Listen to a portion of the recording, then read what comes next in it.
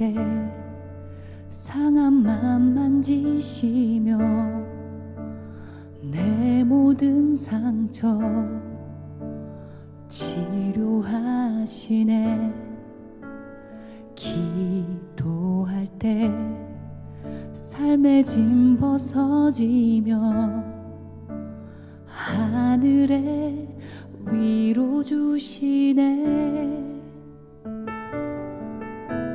기도할 때 내게 지혜를 주사 주의 뜻대로 살게 하시네.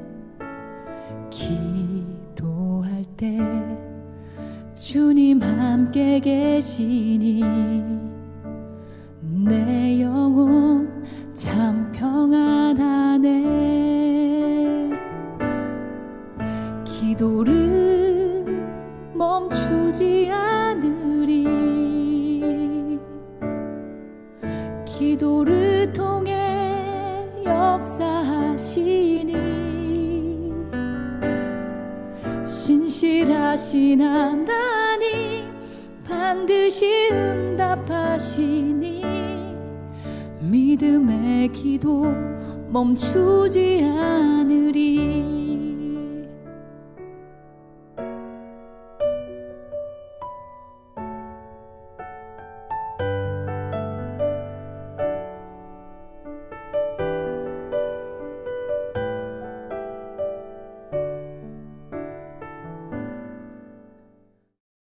보이지 않는 하나님이라는 주제를 가지고 우리 에스더 말씀 함께 나누고 있고요. 오늘 7번째 시간입니다.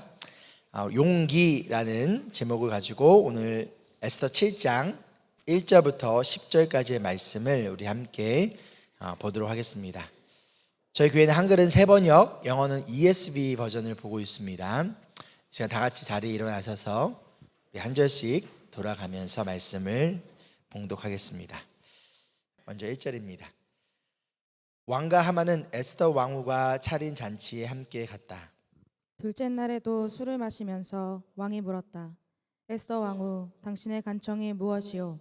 내가 다 들어주겠소. 당신의 소청이 무엇이요? 나라의 절반이라도 떼어주겠소. 에스더 왕후가 대답하였다. 임금님, 내가 임금님께 은혜를 입었고 임금님께서 나를 어여삐 여기시면 나의 목숨을 살려주십시오. 이것이 나의 간청입니다.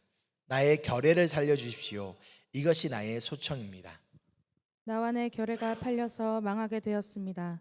살육당하게 되었습니다. 다 죽게 되었습니다. 우리가 남종이나 여종으로 팔려가기만 하여도 내가 이런 말씀을 드리지 않을 것입니다.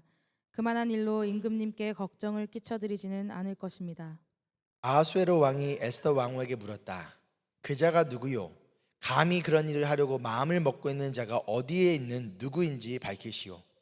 에스더가 대답하였다. 그 대적, 그 원수는 바로 이 흉악한 하만입니다. 에스더의 대답이 떨어지자마자 하만은 왕과 왕후 앞에서 사색이 되었다.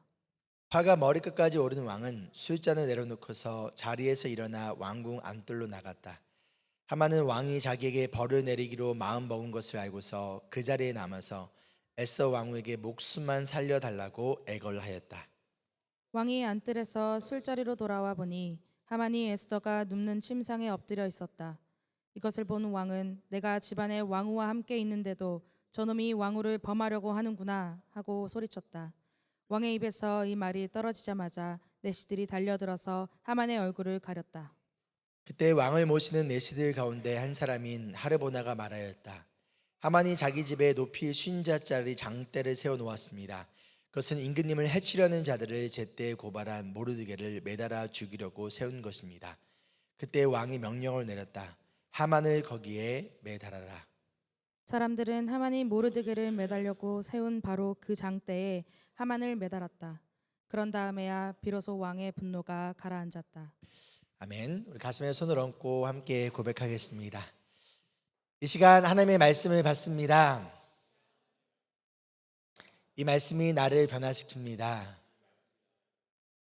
이 말씀이 우리 가정을 변화시킵니다. 내 멋대로의 신앙에서 벗어날 것입니다. 아멘. 잘 앉아주시고요. 여러분 언제 두려움을 느끼십니까? 그리고 두려움을 느낄 때 여러분들은 어떠한 반응을 보이시고 어떠한 행동을 하시나요? 성경 말씀을 보면요, 하나님께서 두려워하지 말라라고 말씀하시는 사건들이 있어요. 그런 상황들이 있습니다. 근데 대부분 거의 100%의 상황들이 어떠한 상황이냐면요, 그 말을 듣고 있는 대상이, 그 사람이 자신의 생각과 경험과 능력과 자신이 혹은 세상이 가지고 있는 어떠한 방법으로도 이 문제를 해결할 수 없는 그런 상황 가운데 하나님 그들에게 두려워하지 말라라고 말씀하고 있다는 거예요. 그 말이 무슨 의미냐? 예상하지 못한 우리의 능력과 방법과 생각과 경험을 벗어나는 일 앞에 인간은 누구나 당연히 두려움이라는 감정을 느낄 수밖에 없다라는 거예요. 이것은 아주 자연스러운 반응이자 인간의 본능이에요. 만약 여러분들이 정말 힘들고 어려운 혹은 예상하지 못한 위험과 내가 아무리 고민하고 아무리 생각해봐도 해결할 수 없는 어떤 상황이 찾아왔을 때 두려움이란 감정이 전혀 느껴지지 않는다면 검사를 받아봐야 되는 거예요. 당연한 거예요. 그것은 아주 당연한 반응이자 인간의 본능이라는 거예요. 그런데 중요한 것은 무엇이냐? 그 두려움이라는 아주 자연스러운 나의 반응, 인간의 본능을 핑계로 우리에게 맡겨주신 사명과 역할과 책임들을 감당하지 않는 것, 가운데 그 두려움이라는 그 감정에 지배당하고 사로잡혀서 계속 그 안에 머물러 있는 것, 이 두려움이란 본능을 이겨내려고 하지 않는 것, 이것이 문제인 것이죠. 그럼 어떻게 우리는 성경적으로 두려움을 이겨낼 수 있을까요? 그 두려움을 이겨낼 수 있는 비결이 과연 무엇일까요? 다른 그 무엇보다도 하나님의 약속의 말씀이에요. 근데 어떠한 약속의 말씀이냐면 내가 언제나 너희와 함께 하겠다라는 약속의 말씀. 그리고 하나님은 전능하신 하나님, 어떠한 죽은 자도 살리시는 하나님, 그 하나님의 능력을 믿고 신뢰할 때 우리 안에 무엇이 사라진다는 거예요? 두려움이 사라지기 시작한다는 거예요. 두려움에 사로잡혔던 내가, 두려움이란 감정으로 가득 차있던 나의 이 두려움이, 그래 하나님이 나와 언제나 함께 하시지, 그래 하나님이 이렇게 능력을 행하시는 분이시지, 그 하나님이 나를 그 보이지 않는 손이 나의 인생을 붙들고 우리 가정과 교회를 붙들고 이끌고 계시지, 그 하나님을 향한 믿음의 크기가 점점 내 마음속에 채워지면 채워질수록 두려움은 사라지고 무엇이 찾아온다는 거예요? 용기가 찾아온다라는 거예요. 그래서 용기를 다른 말로 하면 하나님에 대한 믿음이라는 거예요. 내가 하나님에 대한 믿음, 나의 능력에 대한 믿음이 아니에요. 내가 할 수 있어, 충분히 내가 이것도 해봤어, 나의 경험에 대한 믿음이 아니에요. 하나님에 대한 믿음이 있을 때, 그리고 이 믿음이 단단할수록 우리는 두려움이라는 감정에서 벗어나 용기를 가지고 이 상황을 헤쳐나갈 수 있다는 거예요.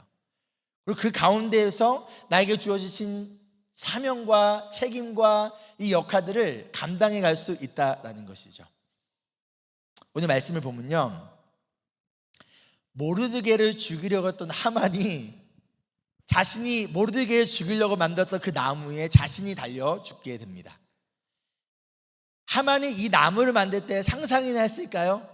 아마 이 나무를 만들라고 지시하면서 흐뭇하면서, 그래 나한테 인사도 하지 않았던, 나를 무시했던 저 모르드게, 너 조만간 저기서 죽게 될 거야 라고 생각했지, 자기 자신이 그 나무에서 죽게 될 것이라고 생각하지 못했을 거예요.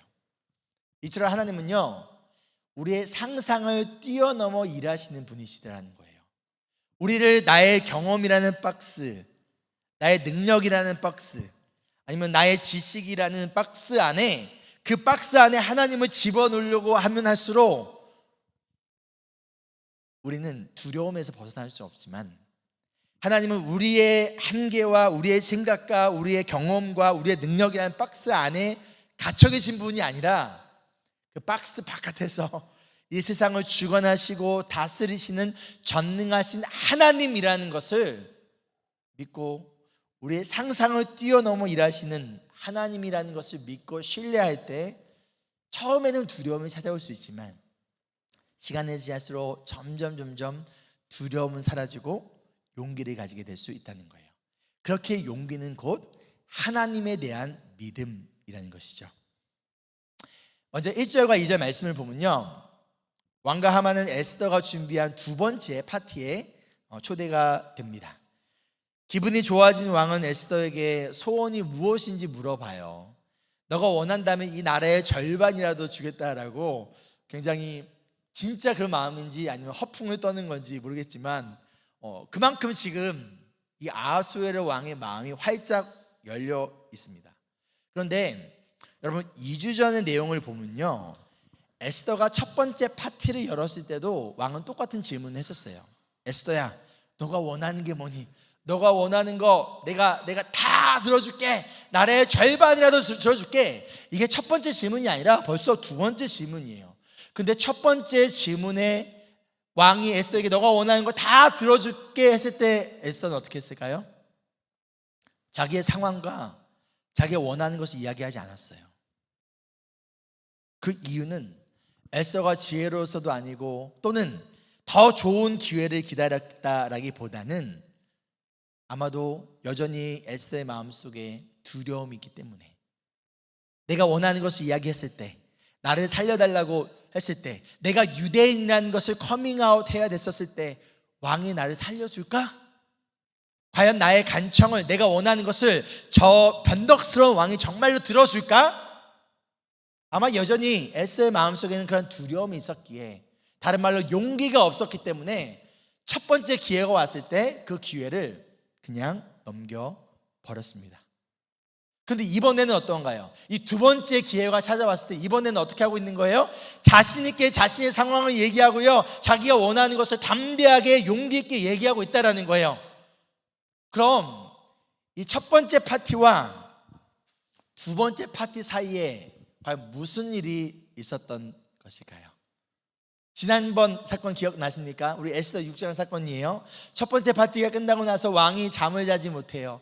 그래서 하필이면 궁중실록을, 궁전의 역사를 기록한 책을 읽게 하고, 하필이면 그때 모르드게가 왕을 구했던 사건을 알게 되고, 그런데 모르드게에게 아무런 보상을 주지 않았다는 것을 알게 되고, 하필 그때 하만이 모르드게를 죽이려고 왕 궁전 뜰에 왔고, 그래서 하만에게 어떻게 하면 좋겠니? 라고 물어봤고, 하만이 그 사람에게 왕의 옷을 피고 왕의 말을 타고 왕이 높이고자 하는 사람 이렇게 합니다 라면서 궁전과 시티를 다 돌아다니면서 그 사람을 높이게 했습니다. 그래서 어떻게 하나의 왕이요? 그래, 그 사람이 모르드게니 너가 그렇게 해라. 이게 바로 첫 번째 파티와 두 번째 파티 사이에 있었던 일이라는 거예요. 그렇기 때문에 에스더가 이번에는 뭐 할 수 있는 거예요? 용기를 낼 수 있었다라는 거예요. 왜요? 하나님의 일하심을, 하나님의 보이지 않는 손이 일하심을 지켜봤기 때문인 것이죠. 그렇다면 에스더가 오늘 말씀에 용기를 낼 수 있었던 것, 누가 용기를 주신 건가요? 하나님이시라는 거예요. 주저하던 에스더, 그에게 맡겨주신 사명이 있어요. 민족을 대표하여 왕 앞에 나아가 민족을 구원해야 돼. 그 사명 앞에, 나에게 맡겨진 역할과 책임감 앞에 두려워하며 주저주저했던 에스더를 하나님은 첫 번째로 모르드게를 통하여서 권면했어요. 그렇죠? 챌린지했어요. 하나님이 이때를 위하여 너를 왕후에 세운 거 아니냐 라면서, 너가 아니더라도 우리는 구원을 받게 됐지만 너와 너의 집안은 망하게 될 거야 라며 주저하며 두려워가 있었던 에스더를 모르드게를 통하여 챌린지하고 그가 그 역할을 감당할 수 있도록 하셨고, 그럼에도 불구하고 여전히 주저하며 여전히 두려워하고 있었던 에스더가 그 사명과 역할과 책임을 감당하게 하기 위하여 이번에는 하나님이 보이지 않는 손이 일하시며 왕을 잠에서 깨우고 왕이 모르드게를 하만을 통하여 높이게끔 하는 사건들을 통하여서 에스더가 자신에게 주어진 그 사명과 책임과 역할을 감당할 수 있도록 누가 도와주고 계신다는 거예요? 누가 용기를 주고 있다는 거예요? 하나님이시다라는 거예요. 이처럼 하나님은 하나님의 선하신 뜻을 이뤄가기 위하여 하나님은 하나님의 사람들을 사용하세요.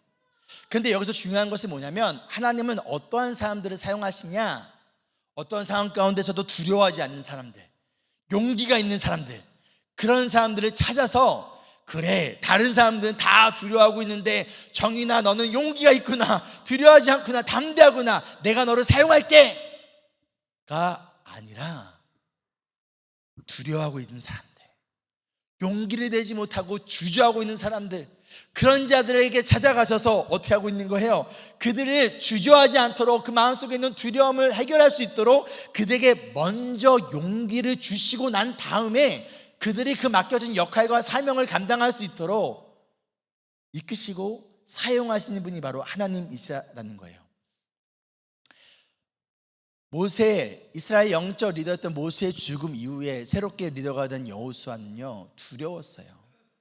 내가 과연 이 역할을 감당할 수 있을까? 그런데 하나님께서는 여호수아에게 찾아가서 이렇게 말씀하셨어요. 함께 읽겠습니다.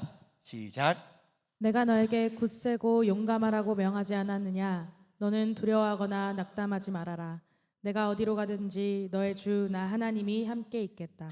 여호수아가 용기가 넘치고 자신감이 넘치고 두려워하지 않았기 때문이 아니라 두려워했어요. 용기가 없었어요. 그런데 그에게 두려워하지 마라, 내가 너와 함께 있겠다. 사사기 말씀을 보면요, 하나님이 기드온이라는 사람을 사사로 세우셔서 미디안 민족으로부터 그들을 구원하기 전 기드온은요, 사람들의 눈을 피하여 몰래 밀 이삭을 타작해서 먹던 겁쟁이였어요. 두려움에 있었던, 그런 두려움 가운데 있었던 그 기드온에게 주님의 천사가 찾아가서 말씀하세요. 그 겁쟁이에게 힘센 장사야, 올마이티 워리어야 라면서 용사야 라고 얘기하면서 뭐라고 말씀하시냐면 주님께서 너와 함께 하신다. 자신의 아들 압살롬이 자신을 죽이려고 쫓아오던 그 상황 가운데, 두려움 가운데 있을 수밖에 없었던 그 다윗이 이런 고백을 해요. 내가 비록 죽음의 그늘 골짜기를 다닐지라도 주님께서 나와 함께 계시고 주님의 막대기와 지팡이로 나를 보살펴 주시니 내게는 두려움이 없습니다. 이 공통점이 무엇인가요? 상황을 보면 두려울 수밖에 없는 상황이라는 거예요. 그 실제로 두려워했어요. 그런 자들에게 하나님께서 뭐라고 말씀하시냐? 두려워하지 마라. 그들에게 용기를 주세요. 근데 그 용기를 주시면서 하시는 말씀이 무엇이냐면 내가 너희와 함께 하겠다라고 말씀해 주신 거예요. 내가 너희와 함께 하겠다라는 말의 의미는 뭘까요? 내가 싸우겠다는 거예요. 내가 하겠다는 거예요. 가만히 내가 구경만 할 줄 아니? 아니야, 내가 너를 도울 거야. 이 싸움은 누구에게 속한 것이다? 하나님께 속한 것이다 라고 말씀하셨던 것처럼 내가 너와 함께 하겠다라는 말씀은 내가 너를 그냥 그대로 놔두지 않겠다라는 거예요. 그 옆에서 내가 너를 도와주며 내가 이 싸움과 이 영적 전쟁을 이끌어가며 너의 인생의 주인이 누구라는 거예요? 하나님이니 하나님께 맡기라라는 거예요. 즉 하나님한테 그것을 맡길 때 우리는 두려움에서 구원을 받아 용기 있고 담대하게 갈 수 있지만, 하나님께 맡기지 못하고 이것은 내 문제고 내가 해결해야 된다고 생각하면 생각할수록 두려워요. 왜? 나는 그것을 해결할 능력이 없거든요. 나는 그것을 해결할 경험도 없고요, 지혜도 없고요, 아무리 머리를 굴려봐도 방법을 찾을 수 없어요.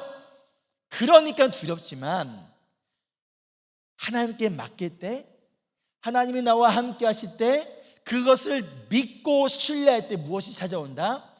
용기가 찾아온다라는 거예요. 그렇다면 용기는 결국 무엇으로부터 얻을 수 있다는 거예요? 하나님이 나와 함께 하신다라는 그 믿음, 하나님을 향한 신뢰, 하나님께 나의 인생의 주권을 맡겨드리며 하나님께서 나의 인생을, 우리 가정을, 우리 교회를 이끌어 가심을 믿음으로 고백하며 믿음으로 선포하며 그것을 주님께 끊임없이 맡기며 나아갈수록 뭐가 되는 거예요? 두려움은 사라지고 용기가 찾아온다라는 것이죠. 그렇다면 여러분은 무엇으로부터 용기를 얻으려고 하십니까? 상황으로부터? 아니면 하나님의 말씀인가요? 언제나 우리와 함께 하시겠다는 그 하나님의 약속을 믿고 그 말씀으로 용기를 얻으며 나아가는 우리 모두가 되기를 소망합니다. 아멘. 자, 우리 4절을 보면요, 에스더가 용기를 가지고 3절과 4절을 이어서 왕에게 요청을 해요. 근데 에스더의 말에서 굉장한 지혜가 보입니다. 먼저 뭐라고 말하냐면요, 유대인들이 죽게 되었어요 라고 말하지 않아요. 대신 뭐라고 얘기하죠? 나와 내 민족이에요. 주어가 뭐예요? subject가 뭐죠? 나야. I and my people. my. I and my. they가 아니에요. 왕에게 유대인들이 죽게 됐어요 라고 얘기하지 않아요. I. 그렇죠? 따라해보세요. I. I and my예요. 그렇죠? 자, 그러면 왜 굳이 이렇게 얘기했을까 한번 생각해 볼까요, 여러분? 누가 왕의 아내인 왕후를 죽일 수 있을까요? 유일한 사람이 누구예요? 왕이에요. 왕 외에 그 누구도 왕의 아내를 건드릴 수 없어요. 왕의 아내를 건드리는 건 누구를 건드리는 거예요? 왕을 건드리는 거예요. 왕에 대한 도전이자 모욕인 거예요. 그렇죠? 누가 제 아내를 건드린다고 칩시다. 못생겼다고 뭐라고 한다고 칩시다. 그럼 누구에 대한 모욕이에요? 저에 대한 모욕이에요. 아내에 대한 모욕인가요? 저에 대한 모욕이에요. 그렇죠? 그런 것처럼 에스더는 이것을 나의 문제로 끌고 옴을 통하여서 이것은 결국 누구에 대한 도전이다, 누구에 대한 모욕이라고 얘기하는 거예요? 왕에 대한 도전이다, 왕에 대한 모욕이라고 이야기하고 있다라는 거예요. 이어서 또 뭐라고 얘기하냐, 이 민족들, 내 결애들을 종으로 팔면 괜찮지만 죽게 된다면 그것은 왕에게 손해가 되는 일이라 라고 얘기하고 있어요. 영어로 보면 For our affliction is not to be compared with the loss to the king. 누구에게 손해가 된다는 거예요? 왕에게 손해가 되고 있다라는 것을 말하고 있어요. 그래서 유대인들도 누구의 소유예요? 누구의 백성이에요? 왕의 백성이에요. 왕의 소유예요. 그러면 이 유대인들을 노예로 팔아? 그럼 돈이라도 벌 수 있잖아요. 그렇죠? 근데 노예로 팔지 않고 팔면, 종으로 팔면 괜찮대요. 왜? 왕에게 손해가 되지 않기 때문에. 근데 그냥 죽여버린다면 그것은 누구의 손해라는 거예요? 왕의 소유라는 거예요. 지금 또다시 지금 이 문제를, 누구의 문제를 가지고 있는 거예요? 왕의 문제로 지금 가지고 있다라는 거예요. 에스더는 지금 철저하게 유대인들의 입장이나 자신의 입장에서 이야기하고 있는 것이 아니라 왕의 입장에서 이 사건을 바라볼 수 있도록 도와주고 있다는 거예요.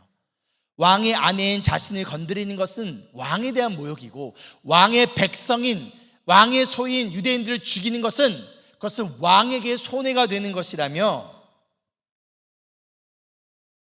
단순히 나의 입장을 주장하는 것이 아니에요. 여러분, 누군가를 설득할 때 굉장히 효과적이고 중요한 것이 뭐냐면, 이것이 나에게 얼마나 손해가 되고 나에게 얼마나 이득이 되는가를 막 주장하기보다는 상대방의 입장에서 상대방에게 이것이 얼마나 이득이 될 수 있는지, 상대방의 입장에서 이것이 상대방이 얼마나 손해가 되는 것인지를 상대방의 입장에서 설명해 주잖아요.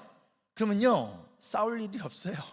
그렇죠? 그럼 그 설득과 그 거래에서 뭐 할 수 있는 거예요? 아주 기분 좋게 승리할 수 있다는 거예요.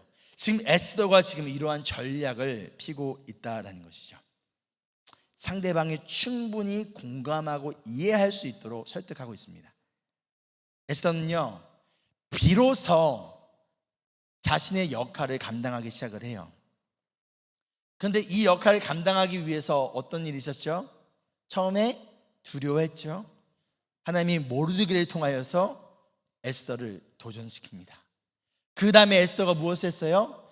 금식하며 기도했다는 거예요. 그리고 나서 한 번의 파티를 열었어요. 그러나 여전히 두려워요. 그저 하나님께서 왕을 통하여 모르드게를 높이는 사건을 통하여서 두 번째 파티를 열게 하시고, 결국에는 에스더가 감당해야 될 사명을 감당하게 하셨다라는 거예요. 이 모든 가운데서 보면요, 하나님의 역할이 있었고요, 에스더의 역할이 있었어요. 두려웠어요. 주저했어요.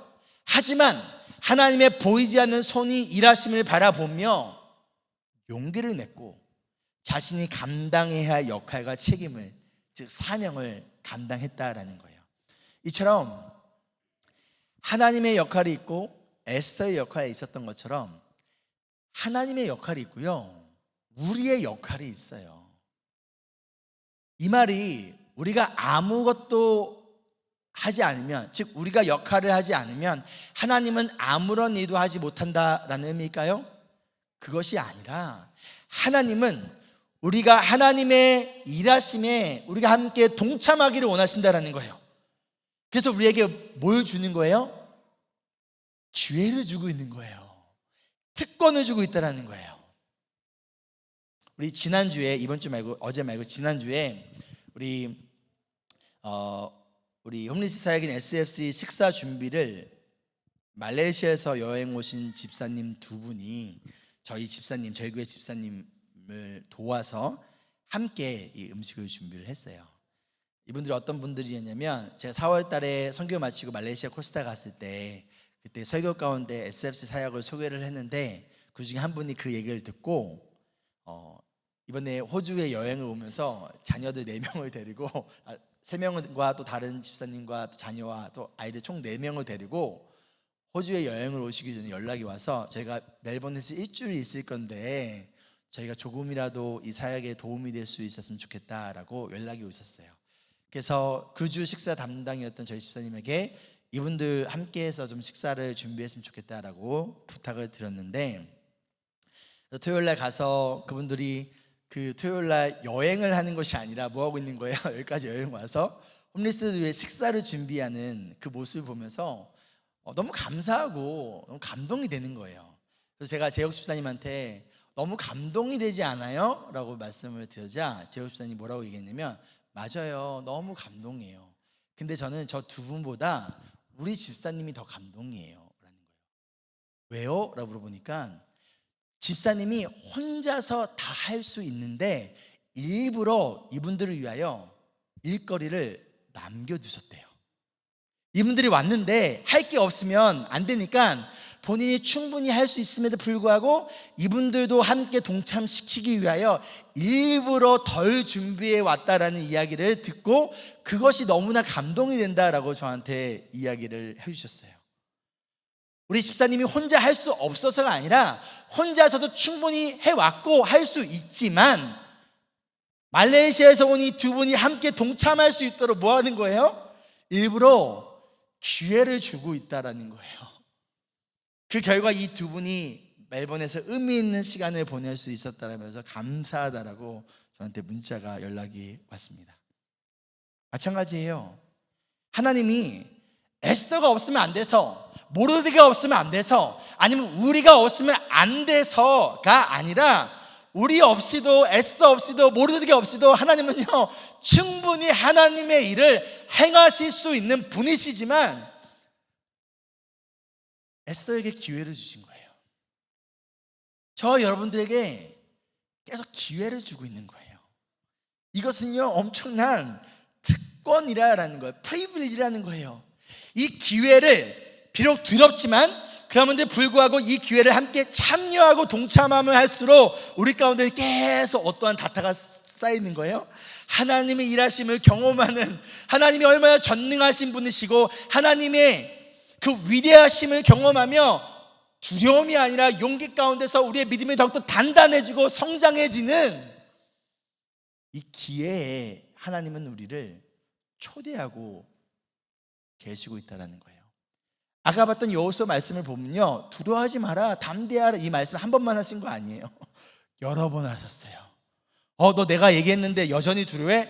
여호수아 너는 아닌가벼 하면서 다른 갈렙아 네가 해라, 이게 아니라 하나님은 두려워하는 자에게 한번 찾아가시고 또 찾아가시고 또 찾아가시고, 그래서 끊임없이 우리가 그 두려움이라는 감정에 지배되고 두려움을 주는 그 상황에 노예가 되어서 하나님이 우리에게 주신 사명과 비전과 역할을 감당하지 못하는 것이 아니라 어떻게든 그 역할을 감당할 수 있도록 우리에게 찾아와 주셔서 끊임없이 뭘 주시고 있다는 거예요? 용기를 주고 있다는 거예요. 그런데 우리에게 기회를 주고 있다는 거예요. 이것은 우리에게 뭐라는 거예요? 특권이라는 것이죠. 그러니 우리와 언제나 함께 하시는 하나님의 그 보이지 않는 손을 믿고 신뢰하며 우리에게 주신 역할과 책임과 그 사명을, 하나님이 주신 이 소중한 기회들을 우리가 용기를 내어 감당해 가는 우리 모두가 되기를 소망합니다. 아멘. 이어진 말씀을 보면요, 이 에스더의 말을 들은 왕은 그 사람이 누구냐라고 물어봐요. 감히 누가 내 아내와 내 소유인 백성들을 죽이려고 하느냐라고 물어본 거겠죠.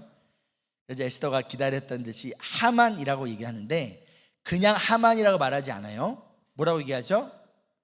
대적, 원수, 흉악한. 대적, 원수, 흉악한. 자, 그러면 지금 하만이 누구의 대적이고 누구의 원수라는 걸까요? 그래, 왕의 대적이고 왕의 원수라는 거예요. 불과 조금 전까지만 해도요, 모르드게의 대적, 유대인의 원수였지만 이제는 더 이상 아니에요. 이제는 왕의 대적이고 왕의 원수이고 완악한 자라는 거예요. 누가 그렇게 만들었죠? 에스더가 그렇게 만들었다라는 거예요. 그러자 이 에스더의 말을 들은 왕은요, 기분이 상한 게 아니라 화가 머리끝까지 납니다. 지금 엄청 분노하고 있어요. 그런데 여러분, 솔직히 한번 생각해 봅시다. 왕이 이렇게까지 분노하는 게 이해가 되세요? 물론 에스더가 왕의 입장에서 생각할 수 있도록 이야기했지만, 그러나 실질적으로 유대인들을 다 죽이라고 허락해주고 그 사람이 누구예요? 왕 자신이잖아요. 그렇죠?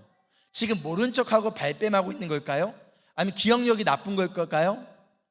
그렇지는 않다라고 생각이 들어요.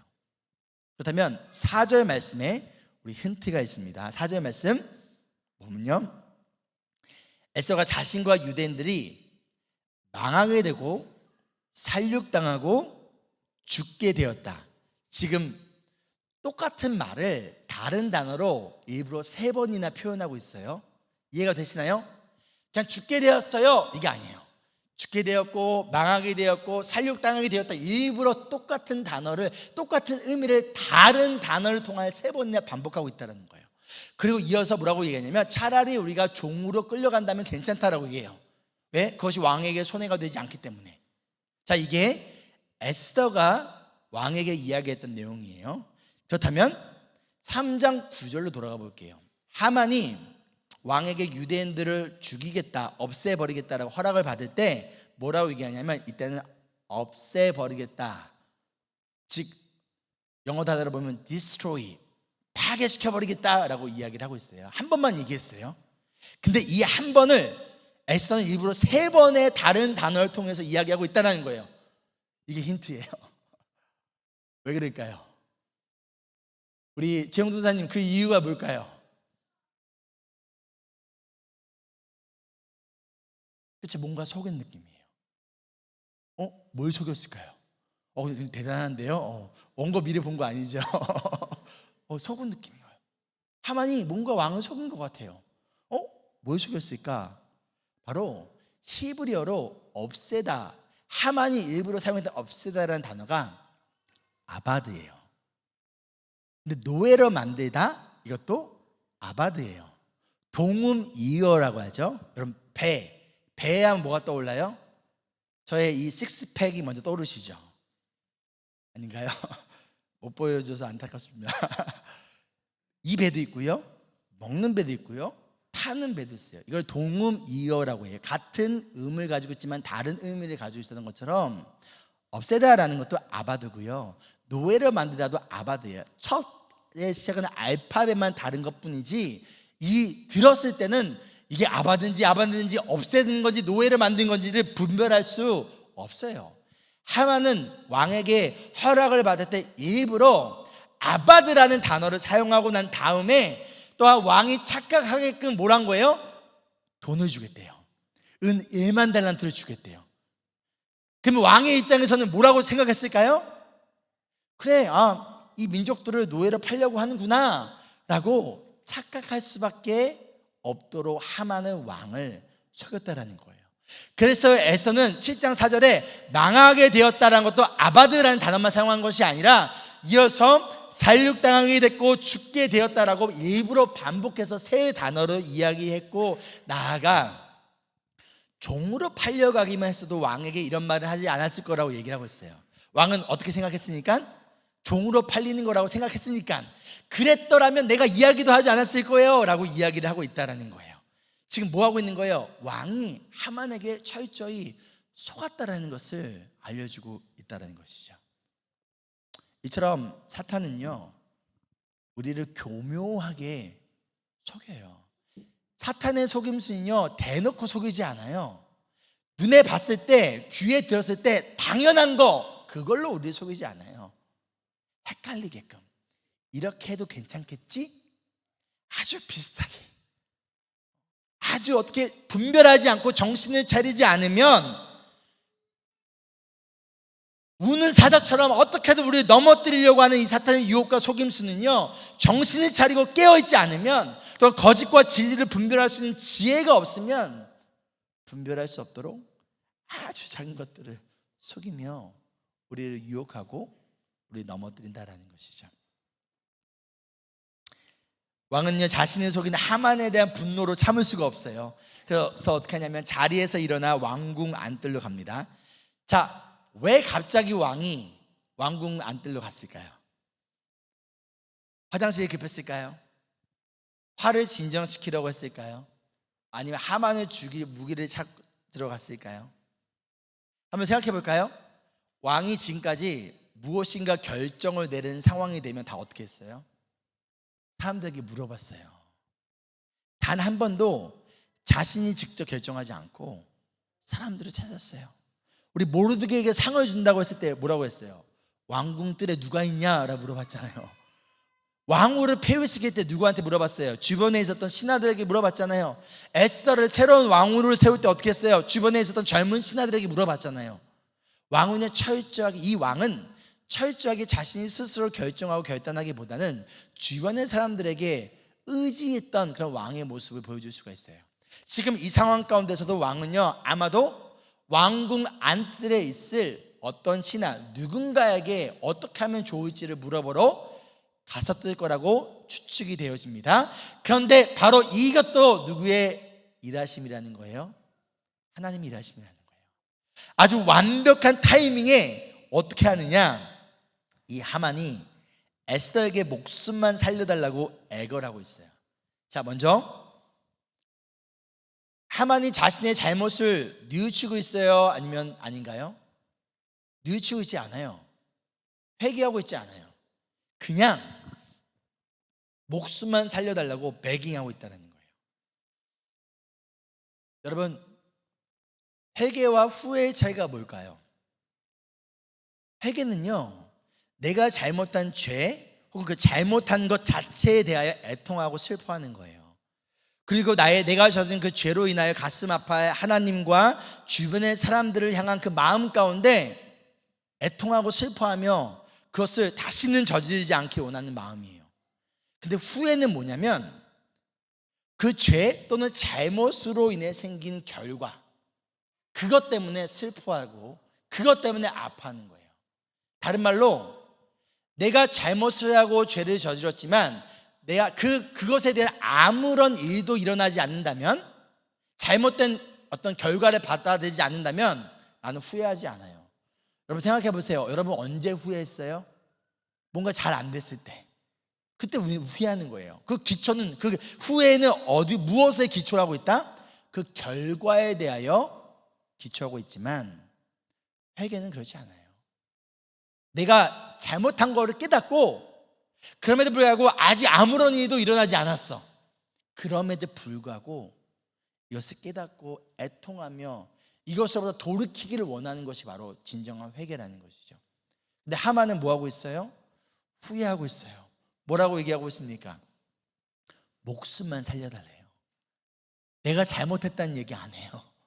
그냥 어떻게든 이 결과로부터, 이 처벌로부터 벗어나는 것, 도망가는 것, 이것만 관심이 있었다라는 것이죠. 근데 여러분, 이어서 아주 재밌는 일이 생깁니다.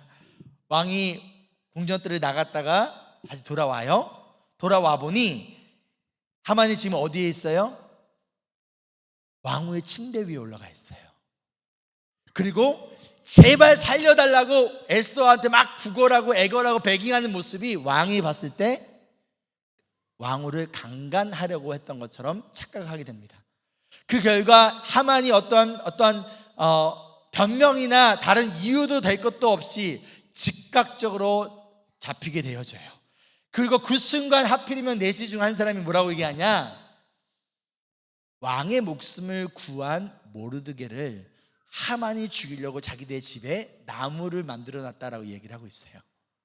그러자 왕이 어떻게 합니까? 그 나무에 하만을 죽이라라고 명령을 합니다. 그렇게 하만의 인생은 이렇게 허무하게 끝나버려요. 여러분, 어떠하신가요? 하만의 인생, 여러분이 어떻게 보이십니까? 하만은요, 철저하게 권력과 성취 중심의 인생을 살았던 사람이었어요. 어떻게든 내가 더 인정받기 위하여, 어떻게든 내가 더 높아지기 위하여 커리어 중심, 커리어가 이끄는 삶, 능력과 권력, 파워가 이끄는 삶, 왕에게 자신이 원하는 것을 얻기 위하여 만 달란트를 주었던 돈이 이끄는 삶, 이것이 가운데서 나에게 인정하지 못한, 나에게 절하지 않는 사람을 죽이려고 했었던 그런 인생을 살았던 것이 하만의 인생이었다라는 거예요. 내가 원하는 것을 얻기 위해서는요, 어떠한 일도 마다하지 않았던 인생이 바로 하만의 인생이었다는 거예요. 페르시아라는 당시에 가장 큰 나라의 2인자가 되었음에도 불구하고 그것에 만족하지 못했던 것이 바로 하만의 인생이었다라는 거예요. 그러나 중요한 것은 그가 얻은 이 모든 것이 불과 몇 분 만에 완전히 사라져 버렸다라는 거예요. 자신의 계획은 모르드게가 내가 세운 나무에 죽을 거라고 계획했고 믿었지만, 철저하게 자신의 계획과 자신의 생각과 자신의 욕망에 따라 살아갔지만 하나님의 보이지 않는 손이 그렇게 되도록 놔두지 않으셨다라는 거예요. 여러분은 어떠한 인생을 살고 싶으십니까? 하만과 같은 이러한 인생을 살고 싶으신가요? 아니면 에스더와 같은 인생을 살고 싶으신가요? 오늘 말씀을 정리하며 우리 10절 말씀 우리 함께 읽어보도록 하겠습니다. 시작. 사람들은 하만이 모르드게를 매달려고 세운 바로 그 장대에 하만을 매달았다. 그런 다음에야 비로소 왕의 분노가 가라앉았다. 하만은 결국 모르드게 대신 나무에 달려 죽습니다. 그 결과 왕의 분노가 가라앉았어요. 로마서 1장 16절의 말씀 보면요, 하나님의 진노가 피조물 가운데 임했다라고 이야기합니다. 근데 죄를 저은 하나님께 대항했던 피조물, 특별히 인간들을 향한 그 하나님의 진노와 그 분노를 가라앉히기 위하여, 잠재우기 위해서 예수님은 우리를 대신하여 나무에, 즉 십자가에 달려 죽으셨습니다. 그 결과 우리를 향한 하나님의 진노가, 여러분들을 향한 하나님의 분노가 사라지게 되었다라는 거예요. 에스더는요, 왕 앞에 나아가 자신이 원하는 것을, 이 상황을 이야기하며 자신뿐만 아니라 유대인들을 구원하기 위하여 두려웠어요. 그러나 용기를 내어 마침내 왕 앞에 나아갔고 마침내 유대인들을 죽음으로부터 건졌습니다. 예수님도 두려우셨어요. 그래서 겟세마네 동산에서 십자가에 달리기 전날 간절히 기도하셨어요. 가능하다면 이 잔을 나에게서 떠나게 해달라고 간절히 기도하셨어요. 예수님도 두려우셨지만 그 두려움에 지배당하지 아니하시고 그 두려움을 이기시고 용기를 가지고 십자가를 지셨고 저와 여러분을 영원한 죽음에서 구원하셨습니다. 그렇다면 여러분은 지금 무엇 때문에 두려워하신가요? 여러분이 두려워하고 있는 상황 혹은 두려워하고 있는 대상은 무엇인가요?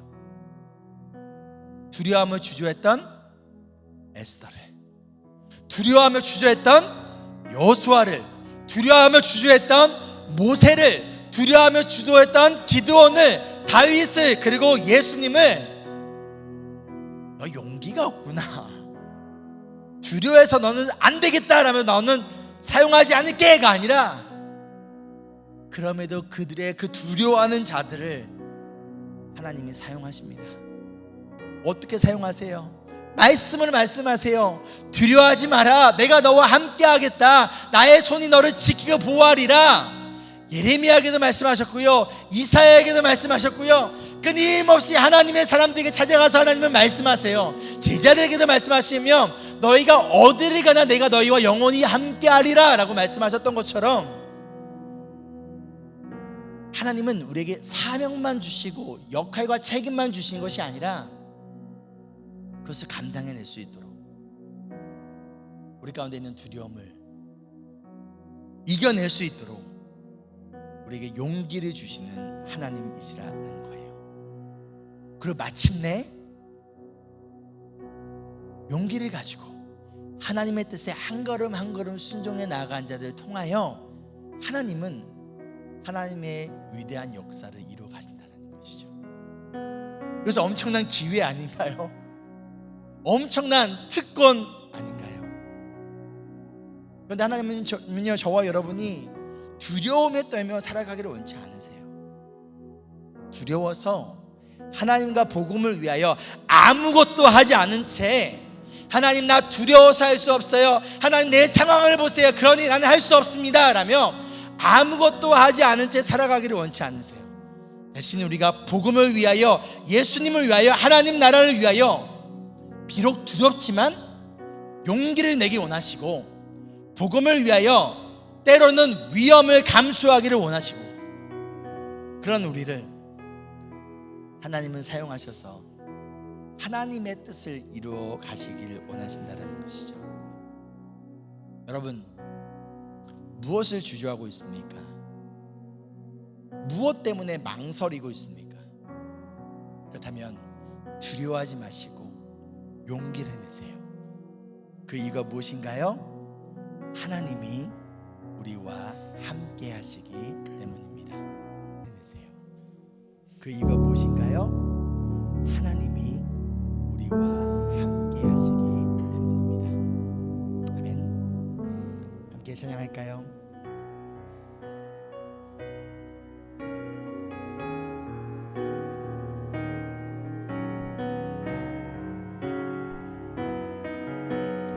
아무것도 두려워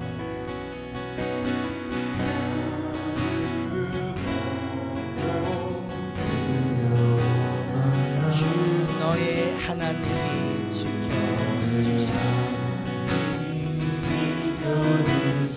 놀라지 마라, 겁내지 마라,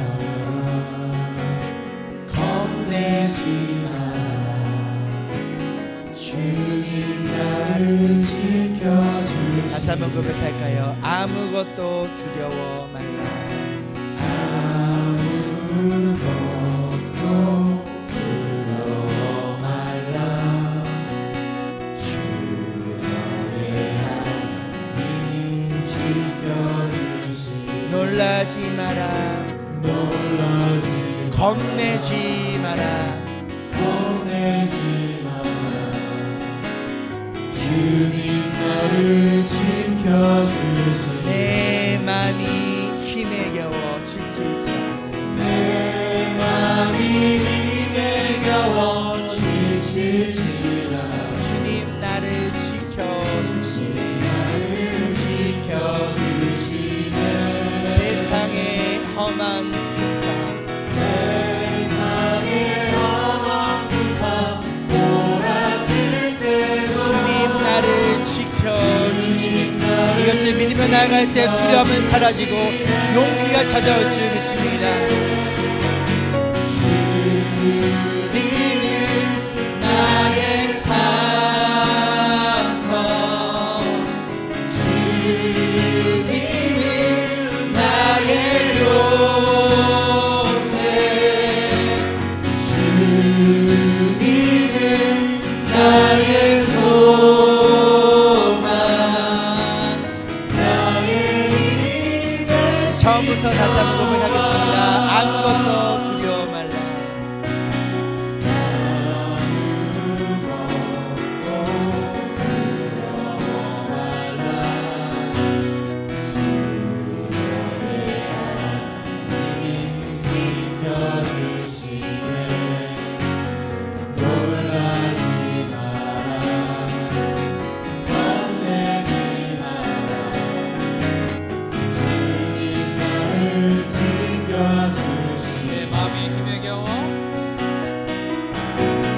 내 마음이 힘에 겨워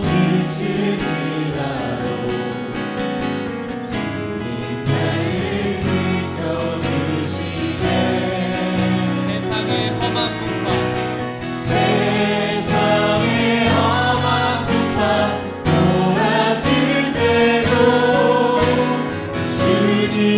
시간 두 손 들고 고백할까요? 주님은 나의 산성,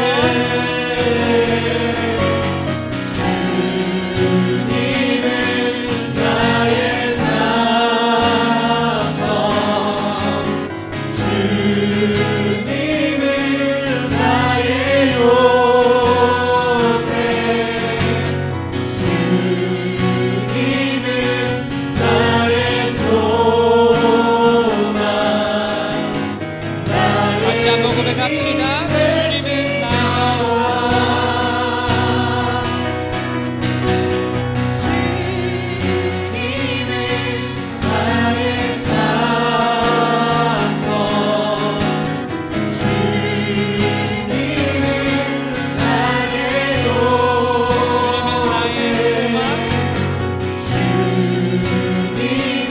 주님은 나의 소망, 나의 힘이 되신 여호와.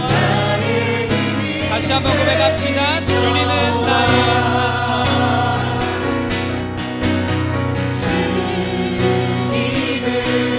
나의 산성, 우리의 믿음의 고백이 되길 소망합니다.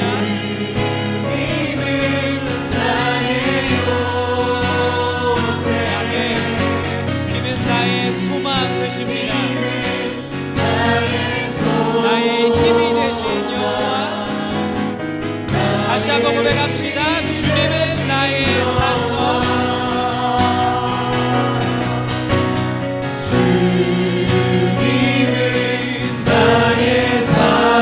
우리 각자의 삶에 있는 두려움과 문제를 생각하며 믿음으로 고백하며 나아갑시다. 주님만이 나의 산성 되시고, 주님만이 나의 요새 되시고, 주님만이 나의 소망 되십니다. 주님만이 나의 힘이 되십니다. 마지막으로 고백합시다. 주님은 나의 산성,